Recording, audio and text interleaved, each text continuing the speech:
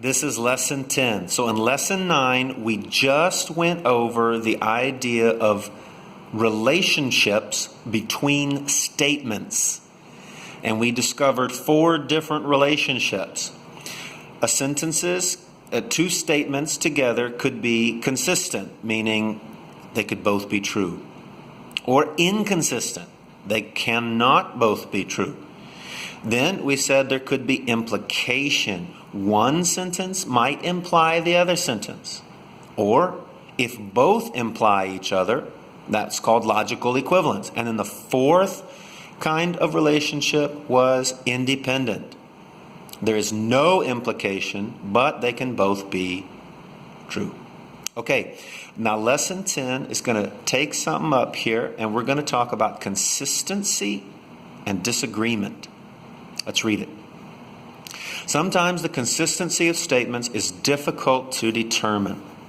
We're not sure if they can both be true or not. They may appear to be inconsistent, but upon close examination, like Blue's Clues, they turn out to be consistent. When there appears to be inconsistency, we have a disagreement. Wait, let's read that again. When there appears to be inconsistency, we have a disagreement. Notice the key point. They seem inconsistent, but they're not. There are 3 kinds of disagreements that we're worried about here. So disagreement is not a real inconsistency.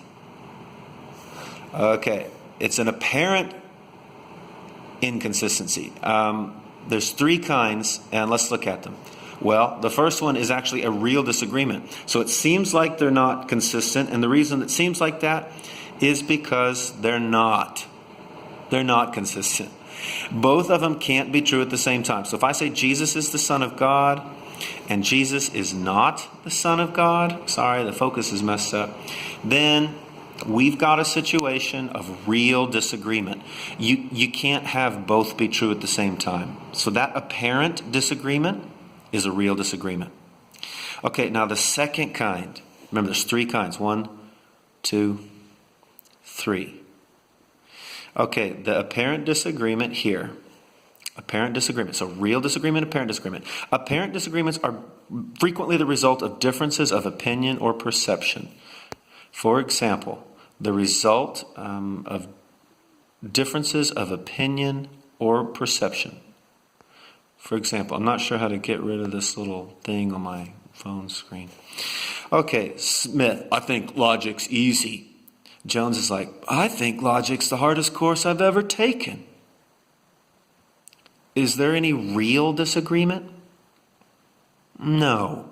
There's no true disagreement. Those could both be true at the same time because it's what they think. Both statements are self-reports, and both can therefore be taken as true without contradiction. Smith really can think it's easy. Jones really can think it's hard. It doesn't mean either one of them are wrong.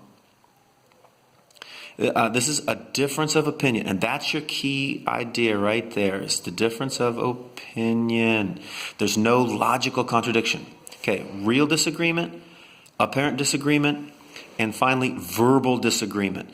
If somebody is using a different definition for the same word, vague or ambiguous words, verbal disagreements can result.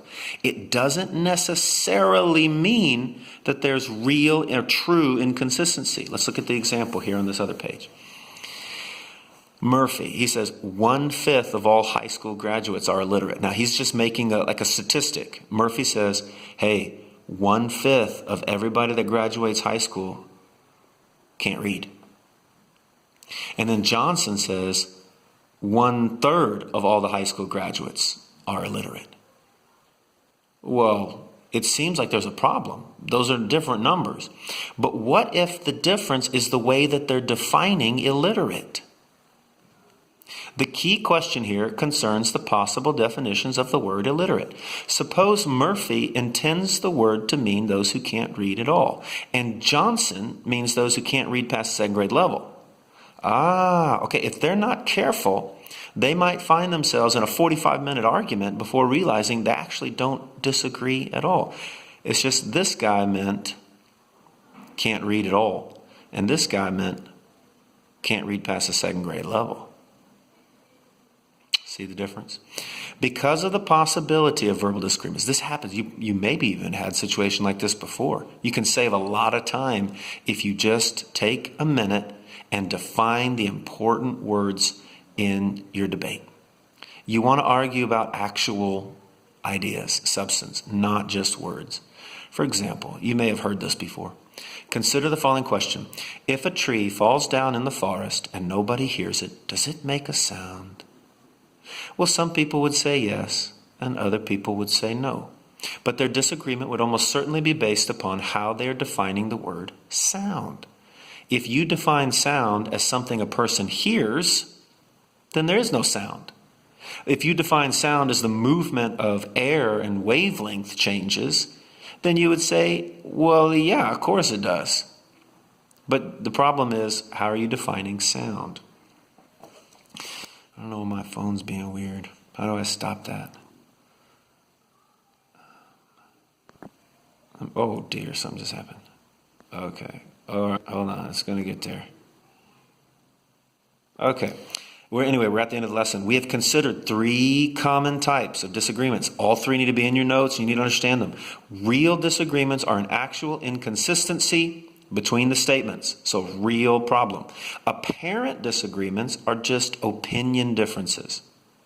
Verbal disagreements. So here we go. We got 1, 2, 3. Verbal disagreements result from differences in definition. So the key word with verbal is definition. The key word with apparent is opinion. And then real disagreements. Okay, study that up, read over it, and then make sure you're ready, and then do exercise 10.